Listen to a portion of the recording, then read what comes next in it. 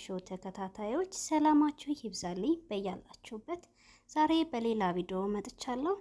ዛሬ የምሰራላችሁ ወይም ደግሞ የምንሰራው ቺክን ሳሎን አሰራር ነው። ቺክን ሳሎን እንዴት እንደምንሰራ እንከታተል ማለት ነው። ዛሬ ያው ብዙ ስራ እየሰራው ነው በጎን የምሰራው ማለት ነው። ያው ብዙ ጊዜ በጎን ወይም ደግሞ ኩክ እያደረግን ብዙ ስራዎች እንሰራለን እና ቺክን ሳሎን ነው እኔ የምሰራው። በጣም ተወዳጅ ነው ማለት በጣም ነው የሚወዱት ሳሎኔን ማለት ነው። እኔ የተጠቀምኩት እንደምታዩት ሽንኩርት 2 ራስ ወይም 3 ራስ ማድረግ ትችላላችሁ። ያው እንደ ቤተሰብ ብዛታችሁ ነው። ቲማቲምም 3 አደርጋለሁ። የሚያስፈልጉኝ ግብአቶች እዚህ ጋር እንደምታያቸው ነጭ ሽንኩርት፣ እንደገና ደግሞ ሚክስ ባህሪያት፣ ኩርኩም፣ በቅዱንስ ፓውደር፣ ከሙን፣ እንደገና ደግሞ ብላክ ፔፐር ፓውደር ማለት ነው። ብላክ ፓውደር ማለት ነው። እኔ ያው አንዳንድ ጊዜ ለስራ በጣም ሀሪፍ ነው ነጭ ሽንኩርት እንደዚህ አዘጋጅታችሁ ስታስቀምጡ ማለት ነው። ስራ ሲበዛባችሁ እንደዚህ ወጣ አድርጋችሁ መጠቀም ትችላላችሁ ማለት ነው ጓደኞቼ። ያው ነግሬያችኋለሁ። በጎን ስጋ መጥቶ አንድ በግ መጥቶ በደንብ እንትን አላለም ነበረ ማለት ነው። አላስከተከተችውም ወይም ደግሞ አላስቆረጠችውም ነበርና መጥቶ በአንድ ጎን እየቆራረጥኩ ነው አጥንቱን ማለት ነው። በአንድ ቀን ደግሞ ኮክ እያደረግኩ ነው። ሰላማችሁ ይብዛልኝ። ላይክ፣ ኮሜንት፣ ሰብስክራይብ አድርጉ ጓደኞቼ። እንደገና እንደዚህ አድርጌ ካቁላላው በኋላ ቅመሞችን ከጨመርኩ በኋላ ትንሽ ካበሰልኩ በኋላ ቅመም እየጨመረን ትንሽ መብሰል አለበት ቁሌቱ ማለት ነው። ስለዚህ አንድ ዶሮ ነው የተጠቀምኩት እኔ። እንደዚህ ቁሌቱ ከተቁላላ በኋላ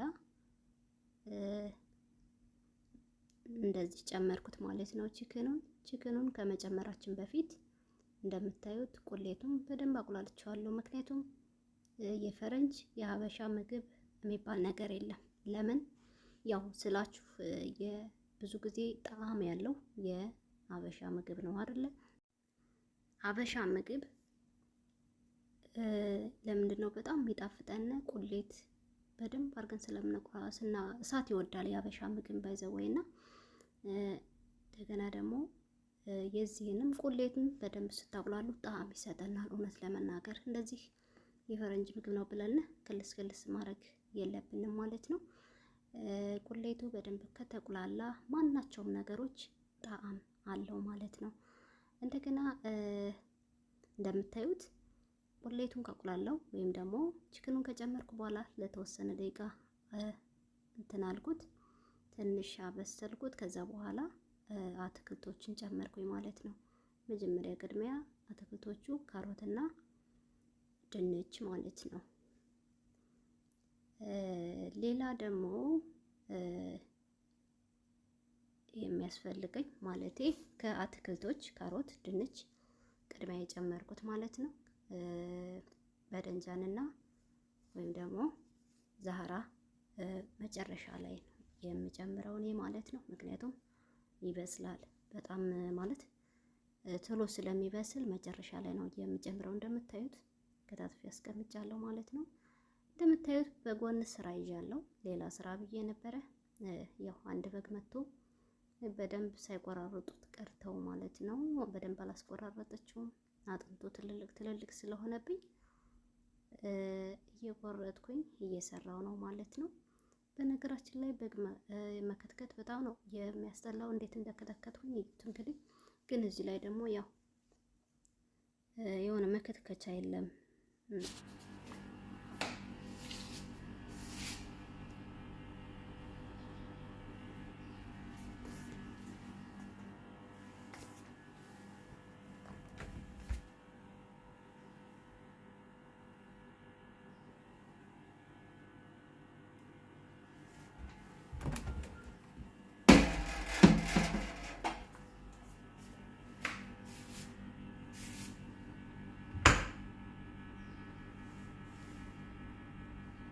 ገብቷቸዋል ማለት ይሄ ትልቁ እንትን አለ፣ ግን እንደምታዩት የሳምቡሳዬን መዳመጫ ነው እንትን ያልኩት ያለሁት ማለት ነው።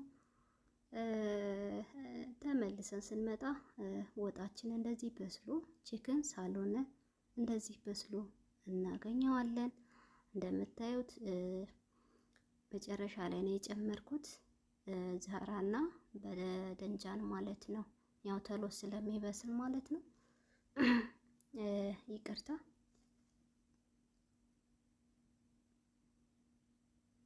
እና ድንቹ በደንብ መብሰል የለበትም። ያኔ በጣም ሙክክ ማለት የለበትም ሳሎነ ስንሰራ ማለት ነው ድንች። አለበለዚያ ቡክትክት ነው የሚልብና በኋላ ለመውጣትም አስቸጋሪ ነው የሚሆነው ሲቀርብ ማለት ነው። ዛራውም እንደዛው ማለት ነው። ዛራ እንለዋለን በአረበኛ ማለት ነው። በኢትዮጵያ ደግሞ ነጭ አበባ ጎመን ተብሎ የሚጠራ ነው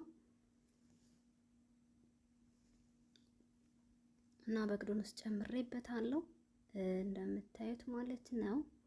ቺክኑ በስሎልኛል፣ ግን እንደዚህ እየበሰለ እንዳይፈርስብኝ እሳቱን በደንብ ቀነስ አድርገዋለሁ ማለት ነው።